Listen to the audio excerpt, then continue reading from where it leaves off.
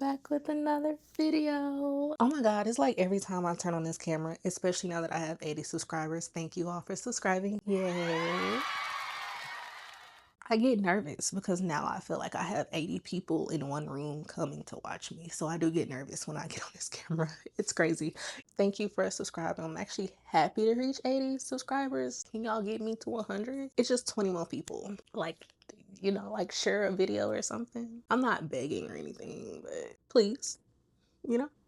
For today's video, I really want to talk about what's going on in my life and being real with it and how it's drawn me closer to God. I know I've never really sat down and spoke about what my channel really is about, but it is about me being real. I'm not chasing an aesthetic or anything like that. Truthfully, I'm documenting the raw and unpolished process of rebuilding your life from scratch. And that's literally where I am. I'm literally rebuilding my life from scratch, which is crazy because I lost my job, but we'll get into that nitty gritty later. No, I'm not here to show an aesthetic. I'm here to show real relatable content about how it is to rebuild your life from scratch. On top of that, it's not going to be perfect because I'm rebuilding from scratch. I just want to be one of the ones that show the process of actually becoming, becoming the person you want to become. Back to what I said, I lost my job. I want to confirm this to people because I've been getting a lot of text messages since. I've only told 3 people, but I've also gotten text messages from previous coworkers. They don't know I do YouTube.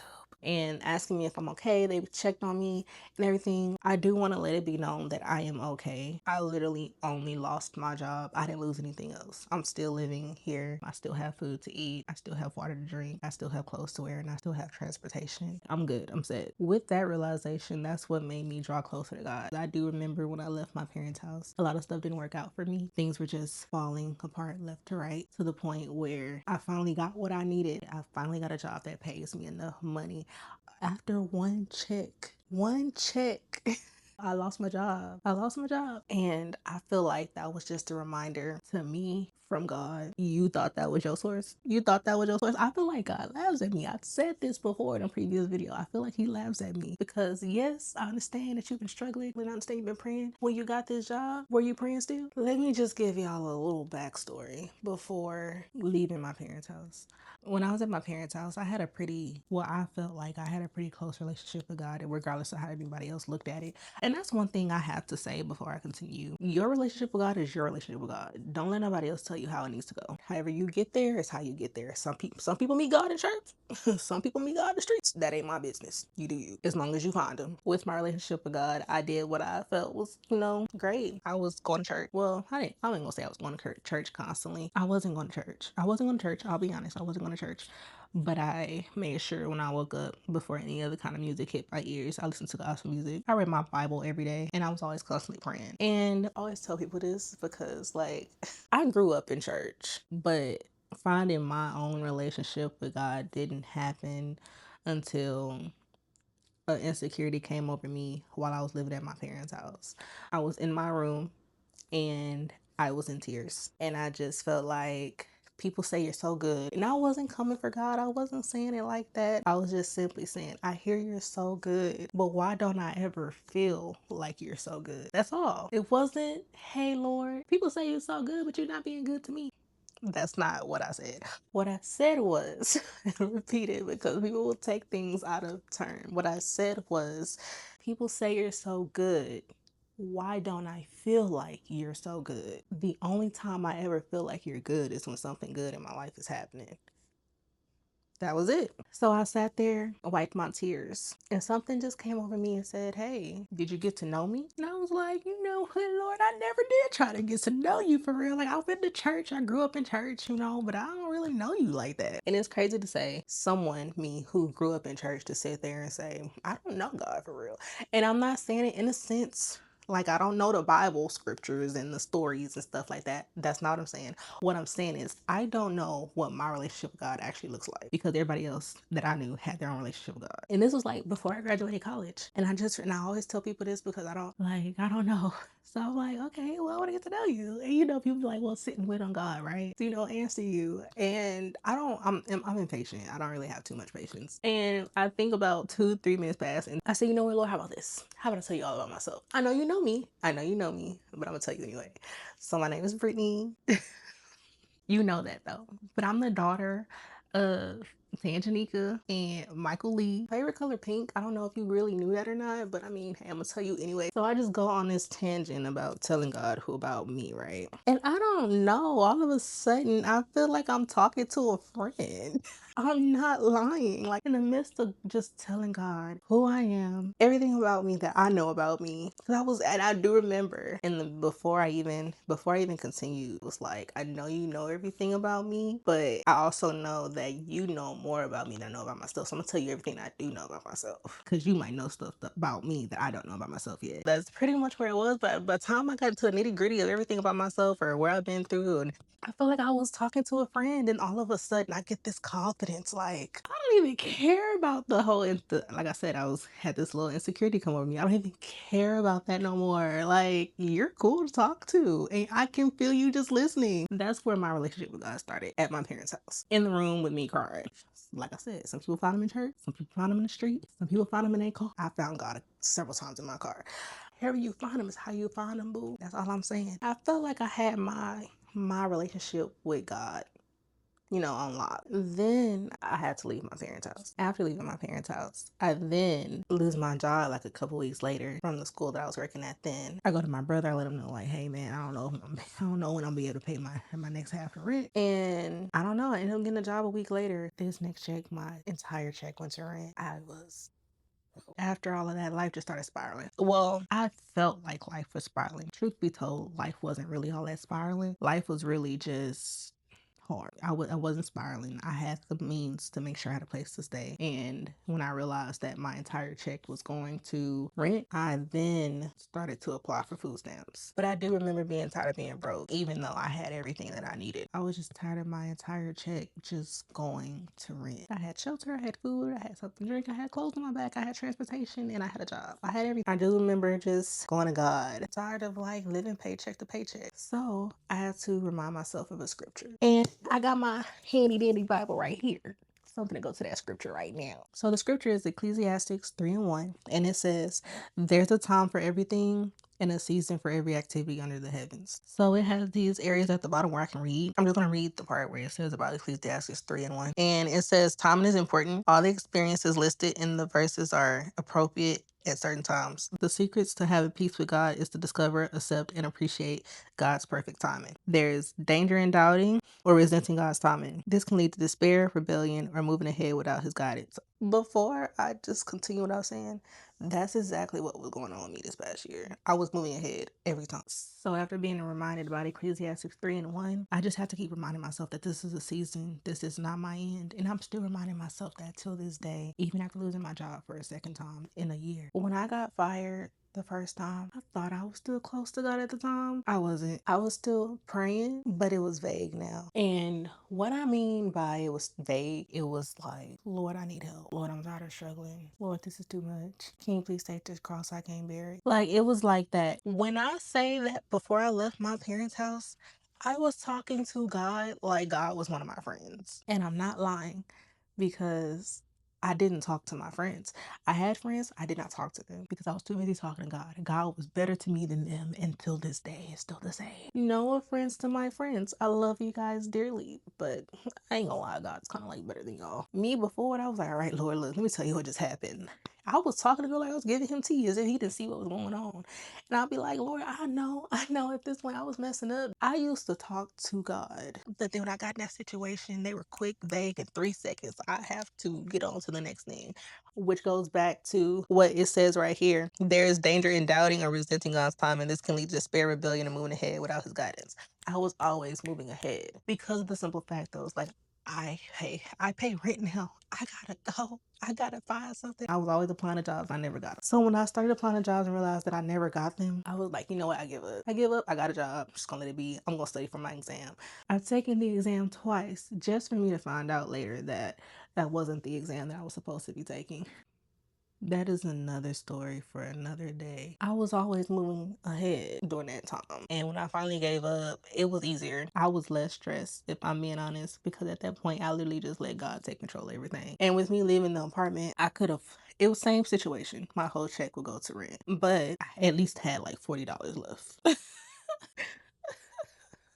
I was happy about my little $40. It went to gas, and I think I had enough to eat after that. That was my little, that going out to eat part. That little eating out part was my little, okay, that's your freedom of your, because Lord knows I like to eat. It wasn't until I lost this job this time to where I realized that my prayers were very vague and my heart wasn't in them like they used to be. Because when I lost my job this time, I didn't panic like I did the first time. This time, I was just sad because I was excited. So I called my best friends. I called my dad and let them know what's going on. These are the same people I talk to on the regular. My best friend was sending me staffing agencies. My dad was just telling me what I should do next. 9 times out of 10, my dad is going to tell me to pray about it. Or he's going to tell me that he's praying about it. So, my dad's a preacher. Kind of expected. Love you, Dad.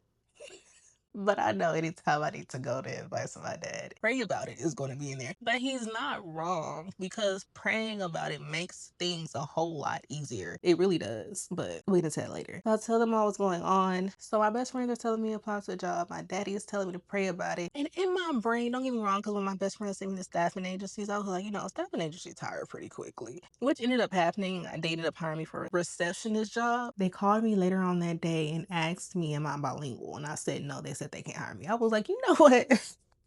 I was like, at that point, I was like, you know what? I don't want to hear nothing about applying to another job right now because I need to know why I can't work right now. I need to know because twice in a day, that's really how it was. All of this was in a day. I lost my job. I go to the staffing agency that my best friend sends me. They hire me on the spot for a receptionist job, then call me later on that day and tell me that I cannot work at the receptionist job because I'm not bilingual. All of that happened in one day. So anytime somebody was in my ear about applying to a job, I just said, okay. I'm telling you, I wasn't doing nothing. I sat still and for 2 days, 2 whole days before I moved. In those 2 days, I was sitting still realizing that I hadn't been as close to God as I was before. I repented because I felt like I was putting other things, aka money, before God. In those 2 days, I remember talking to God like I used to, just talking to him like he's a friend.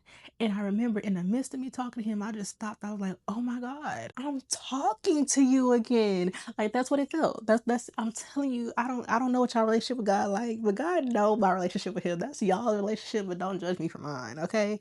As I'm drawing close to God, I'm realizing like, okay, this is just a season. Again, I'm reminding myself this is just a season. And even though I can't see what he's doing in this season, it's not my job to see. I just have to sit back and trust him. There's a reason. Back to my handy dandy Bible. This is also the NIV version of the Bible. I don't know what versions y'all have. I was reminded of another scripture, James 4:8. And I'm about to let me get there. James 4:8 says, come near to God, and he will come near you. Wash your hands, you sinners, and purify your hearts, you double-minded. I was in the midst of it, and I was talking to him, and I was literally reminded, like, oh my God, this is how I used to talk to you. And I had realized that I had strayed so far away to the point where I didn't even talk to him the same. That was really my way of just coming back to him, talking to him again, repenting, realizing where I went wrong. It's like literally in the midst of me talking to him like I used to, I was like, oh my God, you gotta be here. I ain't gonna lie. The reason why I felt like in that moment of me talking to him, I just cut myself off like, oh my God, this is how I used to talk to you. I felt a presence letting me know that they missed me. Look, it's my relationship with God.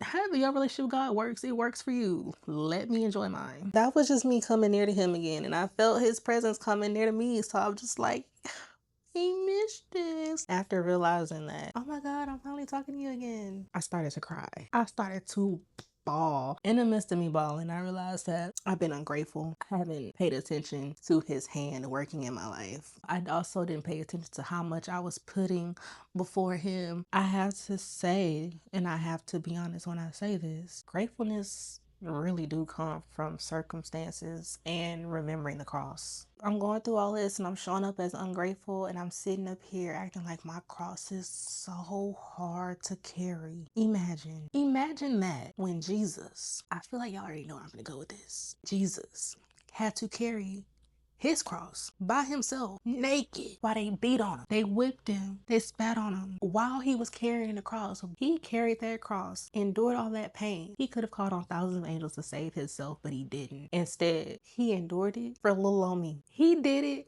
for little old me just so I can have the privilege to call on him to help me carry my cross when I feel like it's too heavy. Imagine being ungrateful. Let me go to Romans 5:8 real quick. But God demonstrates his own love for us in this. While we are still sinners, Christ died for us. And truth be told, I can't complain, especially knowing the fact that I didn't go without nothing. I lost my job, but I still have a place to stay. I still have food to eat. I still have water to drink. I still have clothes to wear. And I still have transportation to get to and from interviews if need be. Speaking of interviews, I do have one coming up. I'm gonna get the job. I had to see what God wanted for me in this season of me losing my job. And truth be told, since I've been in education since the day I graduated. I graduated, and the next week I was working in education. I graduated on a Saturday, and the following Monday I was working in education. But I did notice when school started this year that ever since I started working in education, I've been working every summer. Most people in education get their summer breaks, not me. Ever since I started in education, I've been working every summer. I do remember when school started this year that I was tired. I literally told the Lord before the first day of school, I said, Lord, I just finished working just for me to keep working. Barely studied for my certification this summer, and I know I'm this close to passing. I need some time. And then when I got time, something from work took up my time. And I was like, Lord, I don't have time. This is going on. I'm tired. And I was like, Lord, I'm not consistent with videos like I want to be because I don't have the time. I have the time now. I don't have a job. I was like, I'm not consistent and I just need time. I need time. And I lose my job. So now I'm just in a season of not panicking and waiting on God. And he knows exactly how I am showing up compared to how I would any other time. It's hard right now and it's heavy, and I don't know what's next. I don't know what's gonna happen. I do know I have an interview coming up. I'm gonna get the job. Don't know if it's worth the pay, but I also believe if he did it before, he'll do it again. In the midst of all of this, I can say that God is still good, and I'm finally in a season where I'm building up my faith stronger than it was before, because I can finally feel myself trusting God again, even when it's hard, even when it's scary. And the reminder is that he did it before and he can do it again. He started this good work in me, and he's going to continue it until the day Christ comes back. I don't know what's next, but I do know that God is still working on me and my situation, and I know he's not finished. So I hope you enjoyed this real video of my situation and where I am mentally. And if you are a subscriber and you're watching, just thank you for continuously showing up for me. Seriously, like, thank you. I get really overwhelmed every time I turn this camera on. So the fact that y'all are still showing up, it means a lot. If you like this video and you're not already subscribed, can you do me a favor and subscribe? I would really appreciate it. I really would. Thank you for watching. I am now going to probably take a nap. No, I could do something else. I can record another video. I got the time now.